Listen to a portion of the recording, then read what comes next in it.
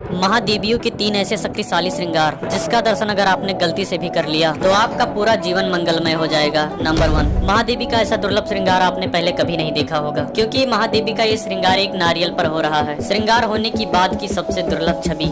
Number 2, Mahadevi का ये विकराल श्रृंगार शिवलिंग पर किया जा रहा है और लास्ट में श्रृंगार पूरा होने के बाद जो दर्शन आप करेंगे वो आपके लिए बहुत ही कल्याणकारी होगा।